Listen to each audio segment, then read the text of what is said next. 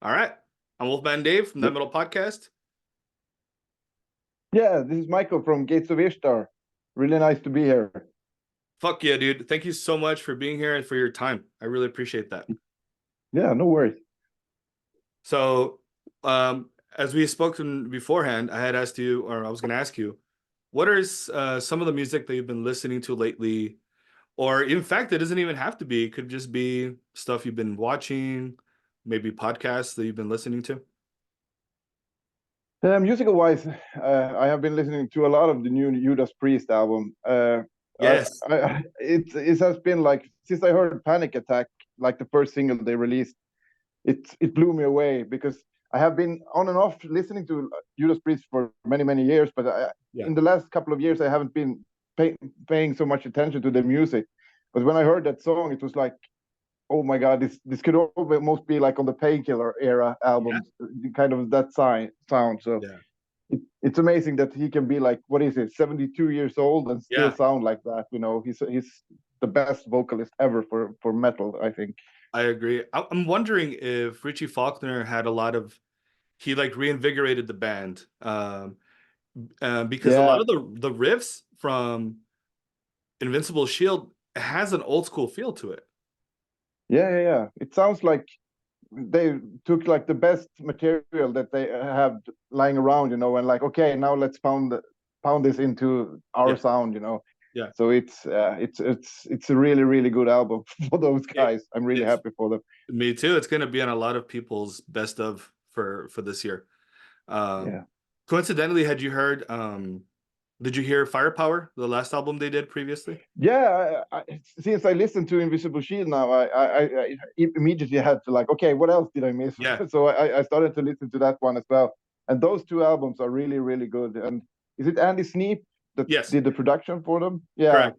And because that also makes a lot of... Oh, yeah. I think he might have been the other guitarist on the recording sessions as well. I'm not sure. Yeah. I think he did at least produce the guitars, so he had a lot of input. And didn't he like play a lot of live shows with them for a while as well? That's right. So yeah, but it's sounding really good.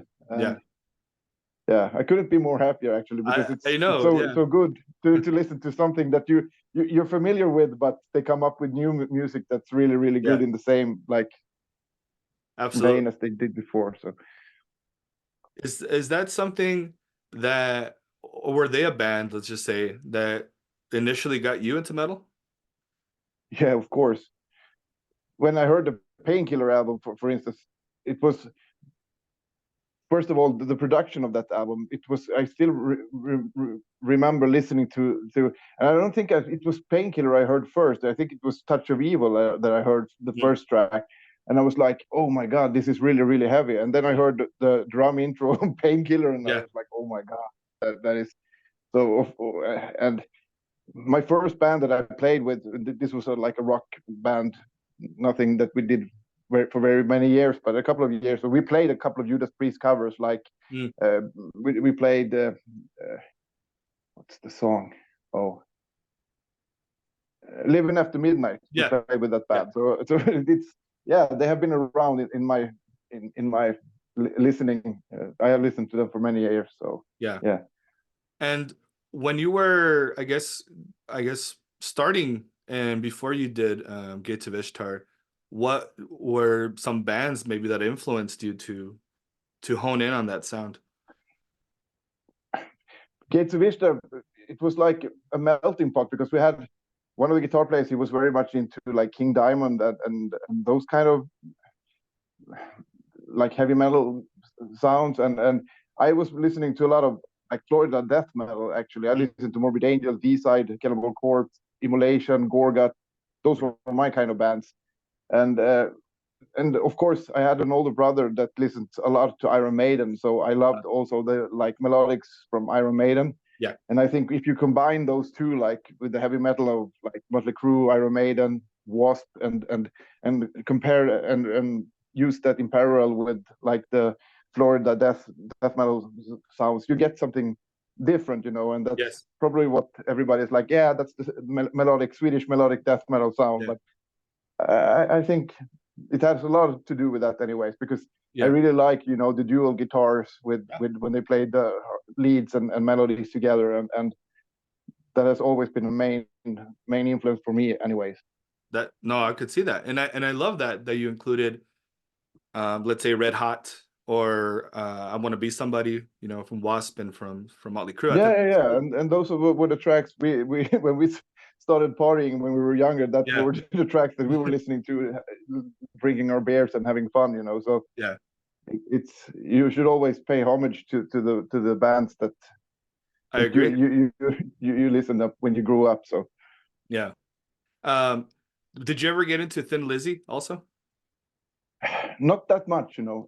Everybody likes them, and Yeah. I'm not going to say that I dislike them, but they were not my kind of cup of tea, you know. It Yeah. was because I have always been more into like Yngwie Malmsteen and, you Mm, know, that kind of more technical stuff. And right. I don't know, maybe Tin Lizzy was a bit too rocky, modern rock for me, or not modern rock, but more like, Classic.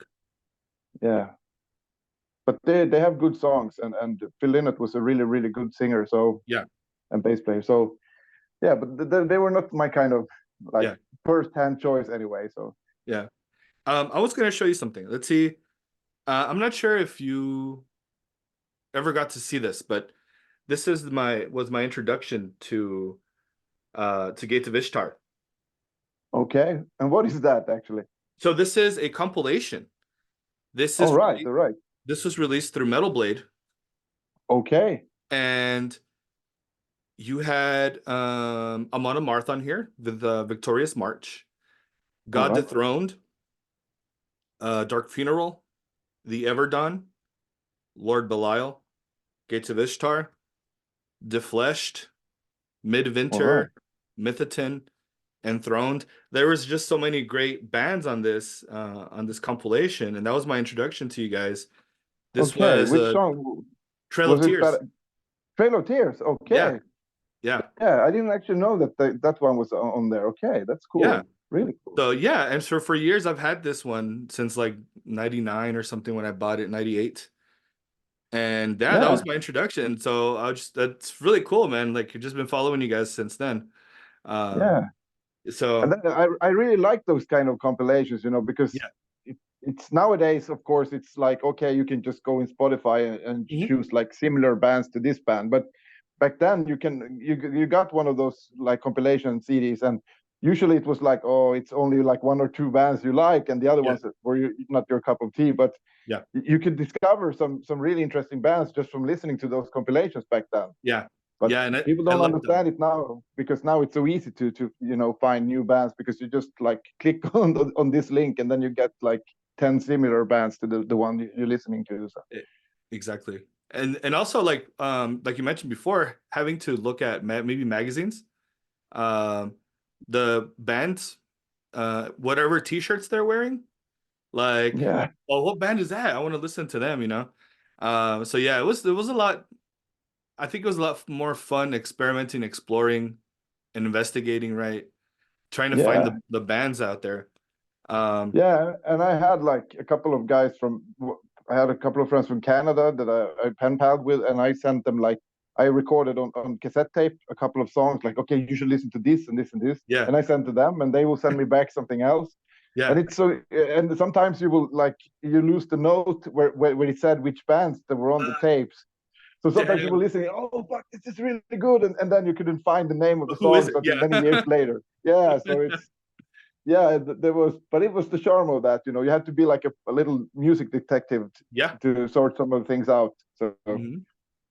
Yeah, I kind of missed that. That was the for me the good old days in terms of how you said investigating, doing your police work to find stuff, and yeah, yeah, coincidentally, I mean, I have a bunch of these different bands from Nuclear Blast and Century Media, and I especially like here it says specially priced, do not pay more than $5.98 um, on here. So it's yeah, bang the most bang for your buck, you know? yeah. Yeah, if you're lucky, you can get. There are a couple of those. There are really good ones with really good tracks on it. But Yeah. usually, it's like the big labels. They want to produce. They want to promote like a couple of the bigger acts, and then they put in their smaller catalogs Yeah. in the same CD. So, but there are always a couple of good ones on there. So Yeah. those are really good finds. If you find them, you can find them in like second hands. Yeah, Like that's what I did on some of them. Yeah, for sure. yeah. So, and talking about going back, let's say when you were writing, and not necessarily with Gates of Ishtar, but let's say during that scene, did you see any backlash or was there any resentment towards incorporating melody and into the music? No, not like melodies were never any problem. But as soon as somebody were trying to involve some keyboards, Yeah, then usually it was like, what the fuck are you doing, yeah, guys? But yeah, that was probably the main. But after a while, they like bands like Children of Bodom and equals to them started using them, and it became more natural. But yeah, like in the beginning, keyboards was like a total no because it was like no synth music. But as long as you don't say synthesizer, say keyboard, yeah, then it's like. But then you have like Deep Purple with Yard Lord playing like the most brutal things on the what is it called, the Leslie like Hammond yeah. The Hammond. organ. So Mhm. yeah, and that's like one of the most evil sounds you can have when you have like a full Yeah, distorting Hammond in the back. I really love that one. So yeah. Actually, sound it. I mean, it adds. If it could add to the music even more, but I mean, if you have him, I think you can let him. yeah, Oh, yeah, yeah. yeah, Yeah, of he that was a caliber. genius. Yeah. He was a genius, that guy, and Yeah, yeah, as you said, if it adds to the music, everything I think is allowed, as long as it's not put in there for a purpose, like only to appeal to some, I don't know. It should always be done with the heart, And if it's done yeah. with the heart, people will recognize, oh shit, this is for real. Somebody put their heart into it. I agree. Yeah. Yeah, And so during this time, I always wondered because, for example, the Florida death metal scene was still very young at that time. Maybe what, 6 years, maybe around that time. Um, yeah. what when you went to the studio to record, were the producers like, "What the fuck is this?" Were they like wondering, like, "How do we record this?" Or did they just take it, in ease? We were really lucky because we actually look around because the first choice we had was Sunlight, where Entombed had recorded their their Okay. their albums. But we thought that okay, maybe that sound is not going to be, it's going to be too harsh for our music. So we started looking around, and then we found out that we had the Tico Tico studio in Kemi, where we recorded the first Gates of Ishtar album. And that guy had worked with bands like Impaled Nazarene from Finland, Yeah. so he knew that kind of music. And also yeah, we when we heard a couple of stuff that I have recorded in his studio, we were like, yeah, it's close for us to go there with car, and also a good studio that can make our music come alive in a good production. So Right. it was a really stroke of luck, I think, because he made a really good impact on that album because it sounds very rockish, Yeah. very. Yeah. It's not like that really harsh death or black metal sounding that all the other bands had back then. We had like a really rock and roll production, and I really like that. Yeah, I love A Blood Red Path. Chef's kiss, man. So thank you for Yeah, that. thank you. Yeah, thanks, man. Um, so is there any album that you could say you're the most proud of? I think I must say that it's that one because it's like the first. You have to imagine being in the rehearsal room, just don't knowing anything about what we're going to do. And then we recorded the demo Yeah. and sent it to the record labels by like snail mail, put it in a package and with a post. Yeah. And getting a call from the guy from the record label, and he was like, "Oh my God, we're going to sign you. Don't do anything. We're going to Yeah. sign you guys." And we were like, "Oh shit, this is really happening," and Yeah. you had to pinch yourself. So there's a lot of emotions around, not especially the album, but what happened and how it happened and everything Yeah. that makes you feel like okay. It was such an unrealistic feeling when you opened up the package and you hold your own album in your hands for the Yeah. first time. You had hold like Metallica and everybody Yeah, else's albums, and then suddenly you have you your have own. your own name there. Yeah. Yeah, and that's never gonna go away. It's a huge feeling, and Yeah. yeah, so it has to be that album. And also going into the studio, it's such a learning experience Hmm. because you're used to playing in the rehearsal room and everything is kind of really hard to hear. And when you're in the studio, you hear everything. So you have to play in another way. You have to really, really focus on what you're doing when you're in the studio. So I think it's a really good learning experience to do it like that. Yeah. Um, I think on the Dawn of Flames, you worked with Dan Swano. Uh, Yeah. so that must have been an interesting experience, right? Yeah, first of all, we were all like fanboys of Yeah. him and what he has done, like in the music. So, Right. but he was a really, really down to earth guy, very professional, and we were the last band actually to record in his old studio in the Unisound studio. So I Wow. think the band that had been like it was Dark Funeral, Dissection had recorded there, and I think it was Millencolin, a punk rock band that played there before us, and then we were, and then he put down the studio because he wasn't going to continue with it for a while. So it was, yeah, it was a really learning experience. And he was a really nice guy, and he also every time if we wanted something or needed something, he was like, yeah, but I can do it, I can help you guys, and he was really, Yeah. really, yeah, 100% straight guy that one. So I love that because it also opens it up for you, right? Where yeah. you have more possibilities, more you're not stuck in one place, you could do more.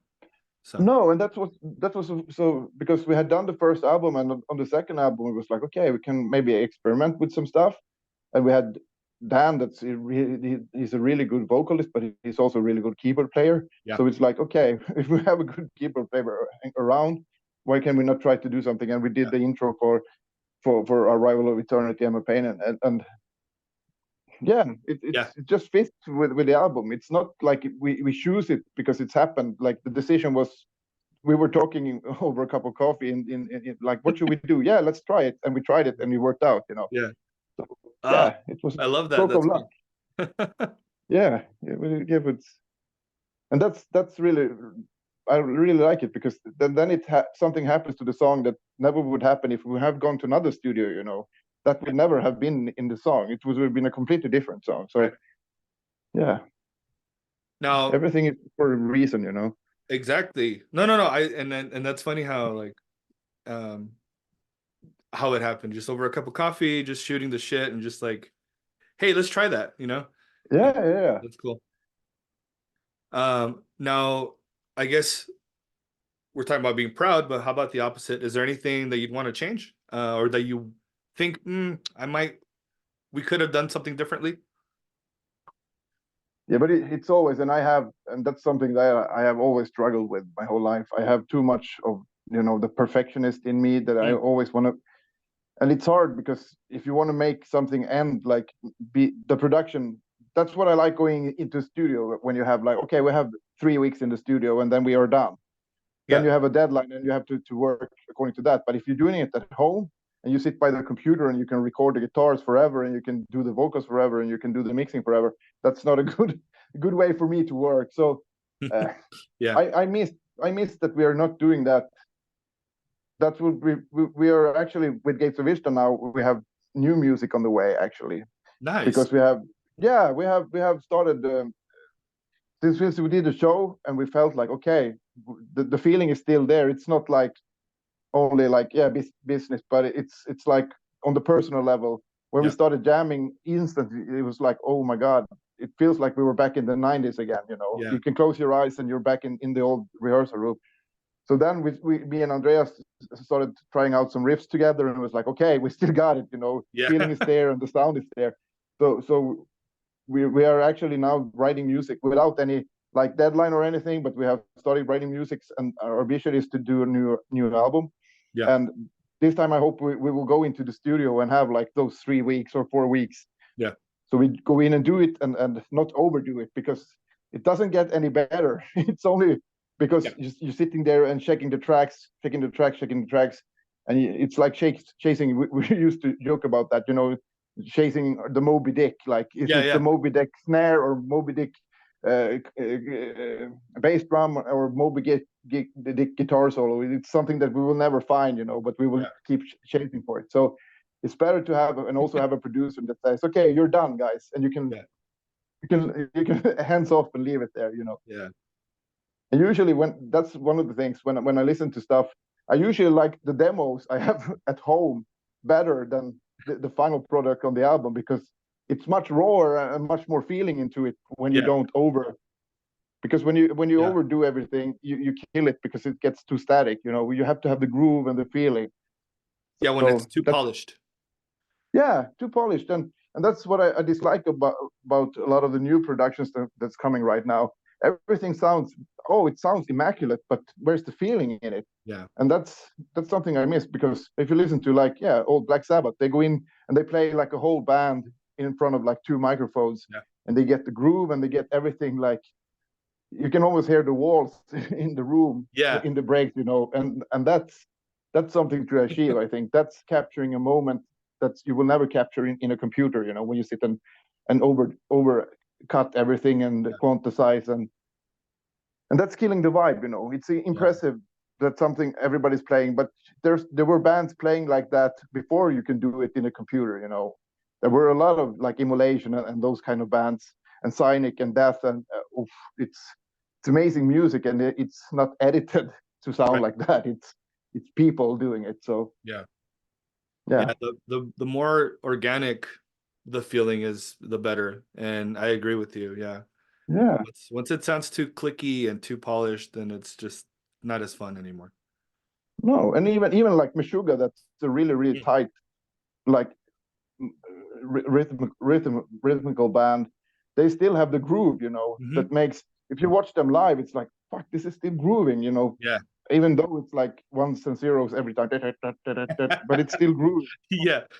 And that's that they are the only band I have ever seen that can do it like that, you know. They are the only ones, so they have the groove still. So Yeah.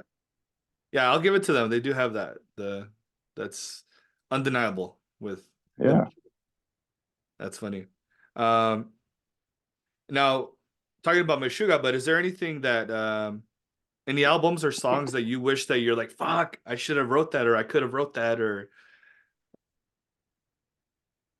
I don't know. There's a lot of good songs, you know. So it's so hard to choose from.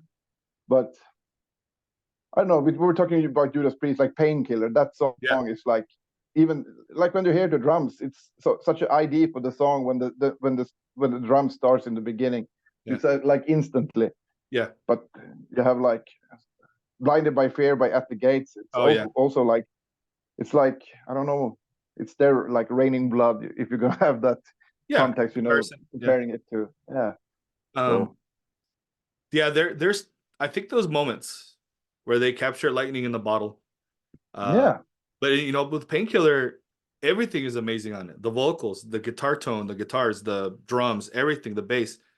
It's just yeah, perfect. That album is, I yeah, think, yeah, yeah, 10 out of 10 for me. yeah. For sure. It's a perfect storm. Hmm. It's like, and is it Scott Travis that plays the drums? The drums, And yeah. it was like, yeah, he added something, because he used to play in Razor X, that was Hmm.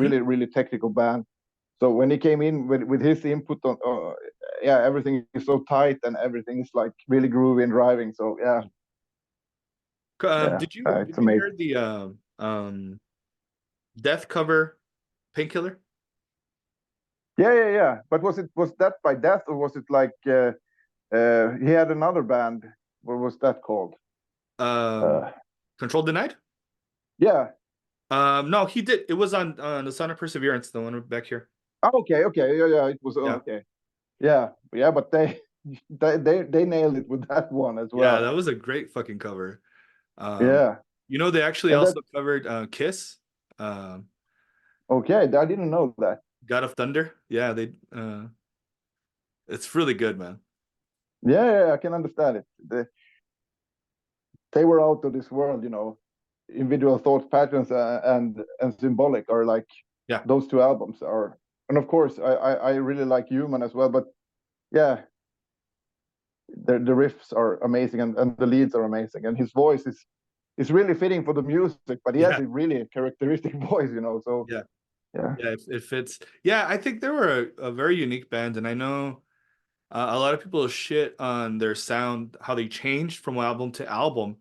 But I thought they progressed in a great way, naturally. And he had, he was so before his time, you know. I Hmm. think he was really, really like, he was 10 years before everybody else. Yeah. So yeah, those I saw there was some guys that did like a tribute to like Symbolic, I think they were called, like the band, and they played a live show Oh, that was really good. And they brought that's in like different people that has been playing with that since the years. So oh they yeah, played on different songs. yeah, So that was really cool.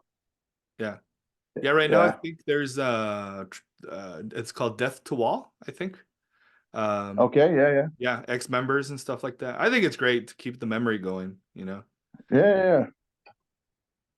Yeah. It's cool. It's cool because yeah, who knows where he have gone if he had been able to continue. You know, Yeah, it would have been some really, really yeah. good songs coming up from him, I think. I feel like he would have collaborated with somebody, uh, someone else in the metal scene. Uh, you see, like, what's his name from Emperor Isan? Um, Yeah. Yeah. Yeah. he wanted to collaborate with Rob Halford, and he brought it up again recently that he hopes that they could collaborate one day, and that would be really Yeah. interesting. Yeah, I think that's really cool that if you can either work with somebody that has been like a influence to you, or somebody that's like on the opposite spectrum of music Hmm. from you, so you can like meet somewhere in the middle and see what's happening. So Right. yeah, yeah, but that's cool. I think like Devin Townsend is like one of Oh, those musicians that I think could bring out something from each one he would try to play with. So easily, uh, easily. yeah, His I think musical genius is that, right, where he knows what he can bring and who yeah, he can bring in to get the sounds. Kind of like Chuck and I think maybe to a degree Dave Mustaine, because Dave Mustaine kind of did the same thing where he kind of had different people, yeah. come in and bring out the best of them. Yeah. Yeah, and now Megadeth has like, oh, they have really good musicians now. So I would Oh really yeah. like to see them now with what's the name of the drummer? Oh, Dirk Yeah, from Dirk. Soilwork. Oh, Yeah, but I actually Dirk I came to notice when he played in a band called Scarb, and okay. they recorded in Dugout before we were there recording with Donny Bergstrand. We recorded the first album there with Duskfall, and they had just been into the studio, and he was like, "Yeah, guys, do you want to hear something?" And we was like, Yeah. "Okay, what is it?" And he was, "This is Scarb," and they were like from the Netherlands, and it was Oh like wow. one guitar teacher, and it was Dirk on the drums, and it was a couple of other guys, Yeah. and he played a track. I think it was in Radiant. What's the name of the track? And it was like when we listened to it, it was like, oh my god, because it's like weird blast beats and technical stuff, and Yeah. oh my god, he blew our minds, you know. That's fucking cool, man. Yeah, he's a fucking Yeah, good drummer. Um, yeah, he's a really great drummer, and yeah, everybody's like, maybe he's not coming to his best rights in Megadeth, but I think, yeah, I think he does a really good job there, and I really hope that he does the other stuff like he did with Scar, but yeah. it's a good gig for him to be in Megadeth, so Oh, I'm oh really yeah. happy for him. Oh yeah. I think he paid his dues, that's for sure. So yeah, that's Yeah, yeah, yeah. so this fall you have the Candelabrum Festival in Mexico, Yeah, and that's gonna be fucking awesome. yeah, I'm hoping to get there because um yeah, that lineup, I mean the lineup as it is pretty intense. yeah. It's really cool. I just the one of the names that just flashes by is Exodus for me that Mhm. I've seen on the and those guys has been a dream to see live because I really love, and Tom Hunting is one of the best drummers for thrash Yeah, metal. So yeah, he's great. I really want to see those guys. But just going to Mexico, you have to understand, for us, we have never played outside of Europe with Gates of Ishtar, and when we got the question if we wanted to come and play Mexico, it was like a no-brainer. It was like, oh my Yeah, god.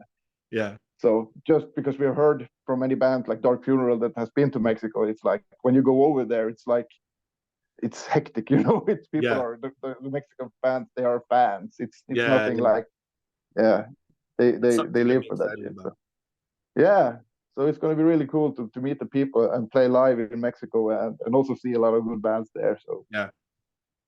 Honestly, like I tell you, I I want to get my ticket as soon as possible, and then you know start getting my way out is it there. far from you? Is it far for you to?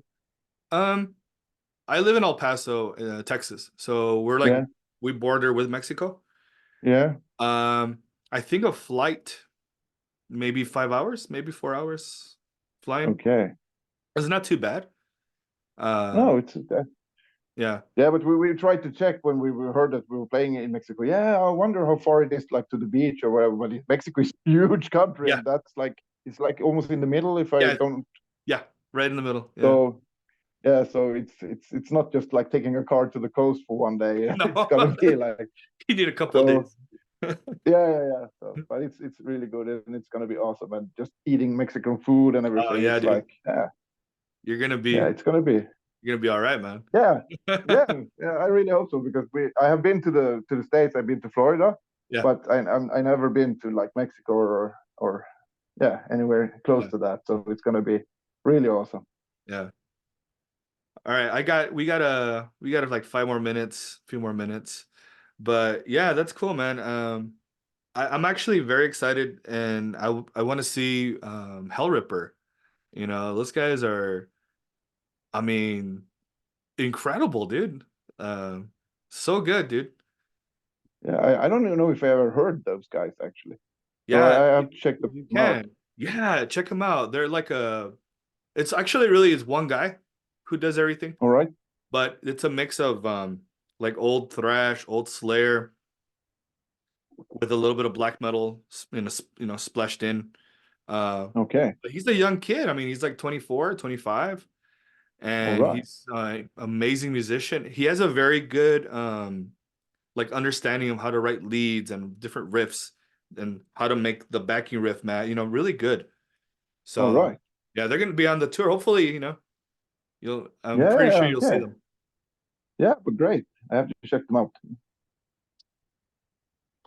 Um, Again, I want to thank you for coming on board. I really appreciate your time because I know we're just like what a 7 hour difference, something like that. Yeah. Yeah. But it's no worries. Yeah. It's always So great. I guess we can cut it here if you're okay with that. Yeah. Yeah. Thank you very much. Yeah. So really quick, thank you guys for listening in, and thank you, Mike. Appreciate it, dude. Yeah. You guys Thanks, have a man. good one. Yeah. Cheers, mate.